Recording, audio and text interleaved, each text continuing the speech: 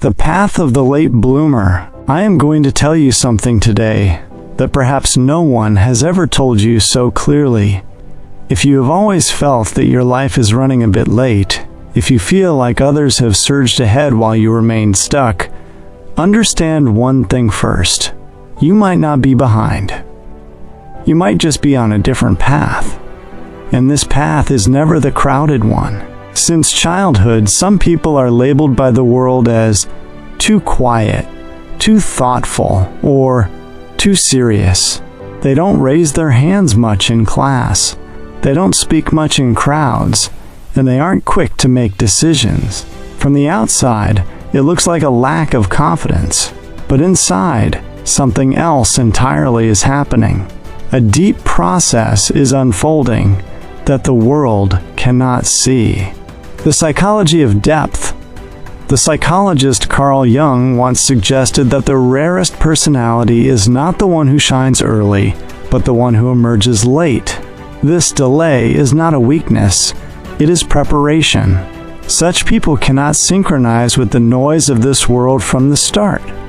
They don't know how to adopt things quickly: career, identity, relationships, or thoughts. While others are moving ahead by mimicking the crowd, these people stop. And this stopping isn't laziness. It is internal honesty. Their soul refuses to accept a false identity. If these people take the wrong path, they break from within. That is why their mind instinctively hits the brakes. The early 20s are the most confusing for them. Friends are settling down, social media shows constant success, and families start questioning. But from within, a voice says, "I am not ready yet." The turning point: direction over speed. This is where most people start blaming themselves, thinking something is wrong with them. But the truth is, their inner world is hyperactive. Their minds generate questions too early. Who am I? Is this path truly mine, or just inherited? Is the life I'm living the one I'm meant to live?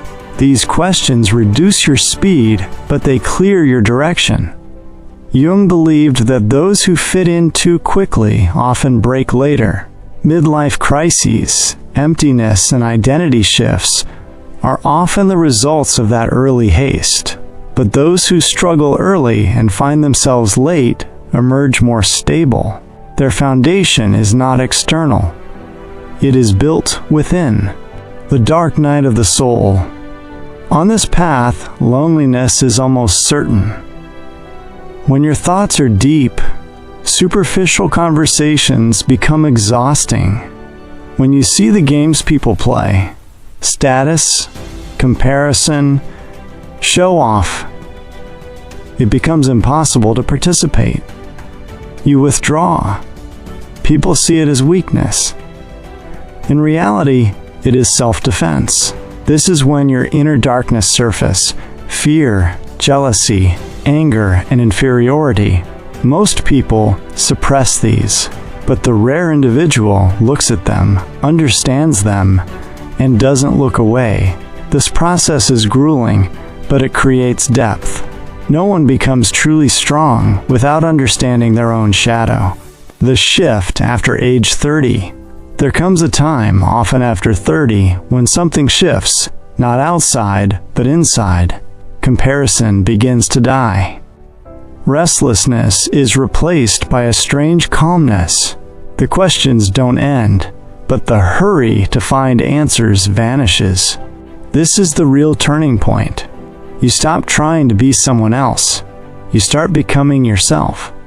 And when a person begins to be themselves, their very presence changes. They don't speak much, but when they do, people listen. They don't try to show off, but people feel their weight. This power doesn't come from noise. It comes from truth. The danger of compromise. There is a phase where most people break. Not from the outside, but from the inside. This is when you lose faith in yourself. You ask, everyone can do it. Why can't I? The biggest danger here is settling. Choosing the wrong career because time is running out.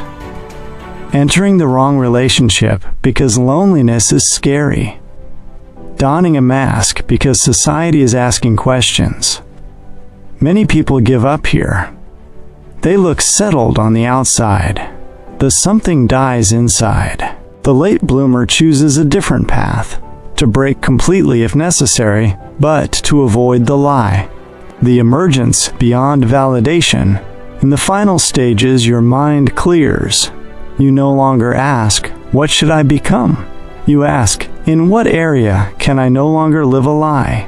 Your presence begins to speak louder than your words. You enter a room and the noise settles, not because you create fear, but because you don't seek validation.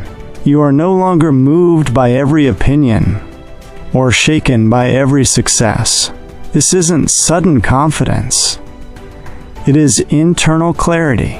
You realize you weren't late. You were in the depths, and those who emerge from the depths know how to handle the heights. You no longer run, and you no longer wait.